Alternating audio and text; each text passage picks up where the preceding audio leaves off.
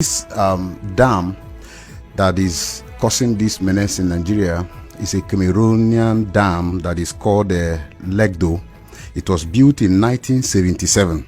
Okay, and there is an agreement they had with Nigeria when they were building this dam that Nigeria is also going to build a counterpart dam that is called Dasin Hausa Dam. Okay, this dam we are supposed to be 2.5 size of this Lado dam that Cameroon has built already. Yes, that Cameroon has built. Now, this dam that was supposed to be built by Nigerian government, we are supposed to be the one and cushioning effect dam of the one that Cameroon has. And now this Cameroonian dam provides irrigation to at least over close to 15,000 irrigation farm. Okay, and these are own dam also supposed to provide irrigation to states like Adamawa, Benue, and all around that region. Yes, and also provide about 300 megawatts of electricity to that environment.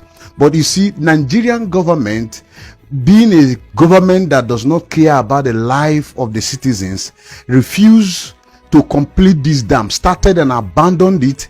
And to this effect, our people are being flooded. When Cameroon, and in 2013, Nigeria entered into another agreement with Cameroon that at least before you open this dam, because when there is an overflow, after it was opened in 2012, I think the first flood. Yes, in 2013 they had an agreement. And this agreement is that when the Cameroon dam is full and wants to release the excesses, that they should inform Nigerian government. For me, this is an irresponsibility, as long as I'm concerned, that the government chooses for Cameroonian government to inform them of when to open a dam and to prepare for the consequences, instead of building and completing a dam that they started since 1981. So it brings us to why we're asking this question, because we're aware that there is this work that can be done to completely avert the crisis that we're facing now. So why is the government not looking at doing it, one? And then the states that are affected, why aren't those state governments also talking about this situation? Because I was also going through the history of this, and I realized that, okay, you can actually take care of this problem, and we would not have the situation we're having now in Rivers State, in parts of in Delta State, in Bayelsa State, and many other states. And this will come every 10 years at this magnitude. As we speak, on the East-West Road going to Delta State, people are saying that the waters already are beginning to come take over the roads, and that is also another problem. It might be a repeat of 2012. Well, we hope it doesn't get to that level. Why aren't these state governments affected also pushing to ensure that that contract is revisited and the federal government does what is needed? That's why I said that it is a sheer irresponsibility on the part of those that govern Nigeria, because you can see that it is an aberration that in Nigeria, we prefer doing things that has to do with other citizens, completely outside Nigeria, than taking care of the people that we sworn to the Constitution to protect.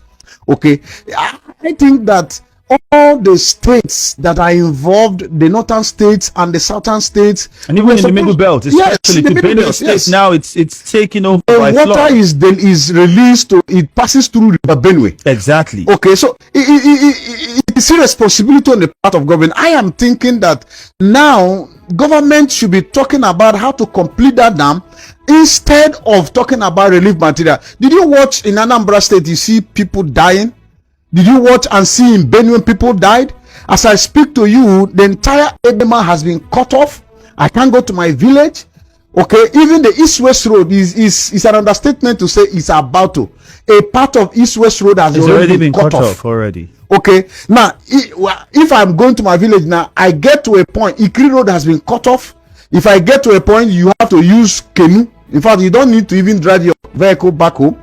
You get to a point, you use canoe and cross over, and then you continue. You get to another point, you use canoe and cross over. Look at to further buttress the irresponsibility of the government. If you get to Ibocha Bridge is directly opposite Nigerian Ajip Oil Company.